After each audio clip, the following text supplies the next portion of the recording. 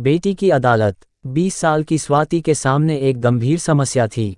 वह समस्या थी उसके घर पर उसके मम्मी पापा का हर रोज झगड़ते रहना। स्वाति के साथ समस्या थी कि उसका आगे का जीवन कैसे बीतेगा। उसका घर झगड़ों के कारण शांति का मंदिर नहीं, अशांति का अखाड़ा बन गया था। स्वाति मम्मी पापा दोनों के साथ शांति से रहना चाहती थी, परंतु जहां अशांति हो, तिरस्कार हो, अपमान हो, वहां कैसे रहा जाए। घर में झगड़ा इस कदर बढ़ गया था कि स्वाति के मम्मी पापा अजय और राखी ने तलाक लेने का निर्णय कर लिया था। स्वाति के मन की अदालत में कई तरह के वाद विवाद चल रहे थे। वह मन ही मन में अपने प्रश्नों का उत्तर ढूंढ पाने में असमर्थ हो रही थी। वह सोचती थी कि मम्मी पापा की लव मैरिज थी और अपने मम्मी पापा को मनाने में दोनों को काफ़ी समय लगा था। फिर अचानक अब ऐसा क्या हो गया जिसके कारण दोनों के बीच में नफरत की दीवार खड़ी हो गई। स्वाति को काफ़ी सोचने के बाद समझ आया, ये दीवार कोई और दीवार नहीं, ये दीवार विचारों की दीवार है, भावनाओं की दीवार है, खास तौर पर अपनों के लिए होने वाले कुछ वाद विवादों की दीवार है, जो दादा दादी व नाना नानी के घर आने से पैदा हो गई है।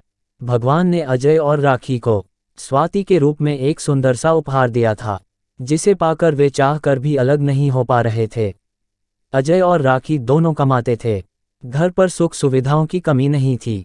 कमी केवल इस बात की थी, जो प्यार पति पत्नी में होना चाहिए था, अब वह नहीं रहा। स्वाति धीरे धीरे बड़ी हो गई थी।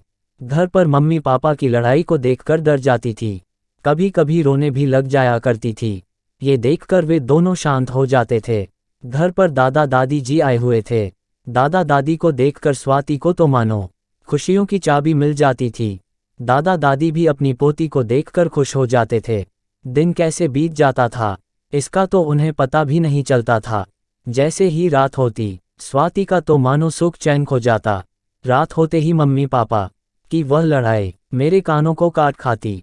मैं रात भर यही सोचती कि सूरज उग जाए, उजाला हो जाए, जिससे दिन में दादा दादी के साथ कुछ खुशी के पल बिता सकूं।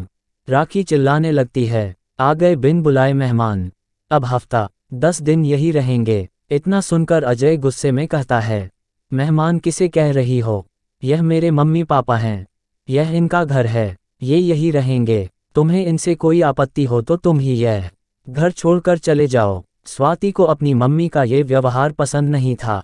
वह अपने दादा दादी से प्यार करती थी। वह अब सब समझने लगी थी कि मम्मी दादा दादी को पसंद नहीं करती है। स्वाति की दादी स्वाति की मम्मी राखी से बहुत प्यार करती थी, परंतु करे क्या, राखी ने कभी भी अपनी सासू माँ को माँ नहीं माना। स्वाति के नाना नानी भी घर पर आते रहते थे। राखी अपने मम्मी पापा को देखकर खुश हो जाती थी और पूरा पूरा दिन उन्हीं के साथ बैठकर बिता देती थी। स्वाति नाना नानी के आने से भी बहुत खुश होती थी। वह चाहती थी कि नाना नानी, दादी दादी सभी हर रोज मुझसे मिलने आते रहे, लेकिन रात में वह फिर विवादों के बीच में फंस जाती थी। जब स्वाति के नाना नानी आते थे तो स्वाति के पापा उसकी मम्मी से लड़ते थे, कहते थे कि अपने मम्मी पापा के आने से तो तुम बहुत खुश होती हो, तरह तरह के पकवान बनाती हो, पूरा पूरा दिन उनके साथ बैठकर बिता देती हो, और मेरे मम्मी पापा से बात तक भी नहीं करती।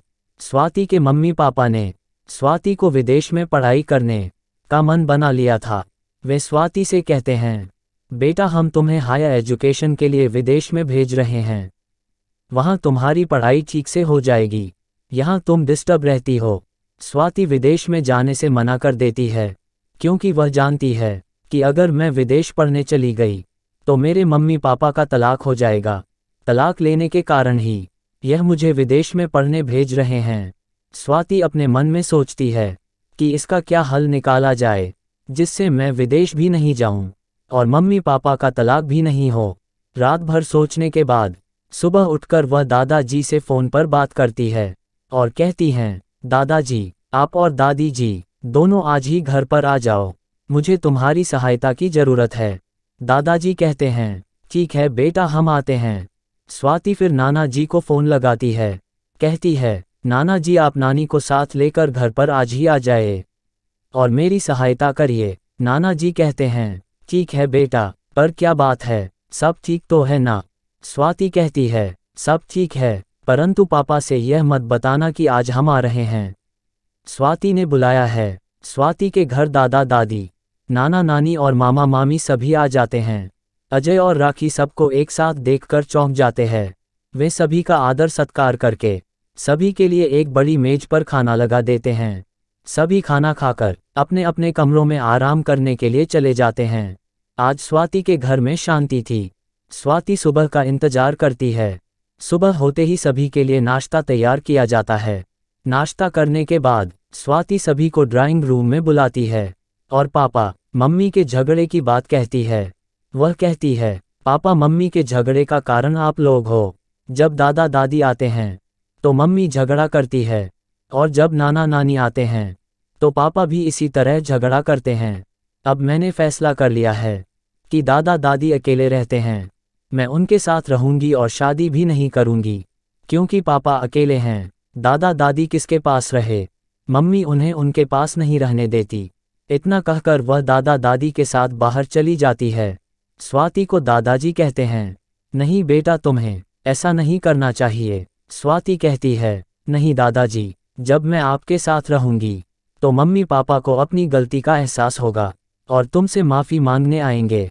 यदि मैं ऐसा नहीं करती तो मम्मी पापा का तलाक हो जाता। 10-15 दिन बीत जाते हैं। अजय और राखी को अपनी गलती का एहसास होता है और वे दोनों अजय के मम्मी पापा से माफ़ी मांगते हैं और उन्हें अपने साथ ले जाते हैं। अब वह खुशी से एक घर में रहते हैं।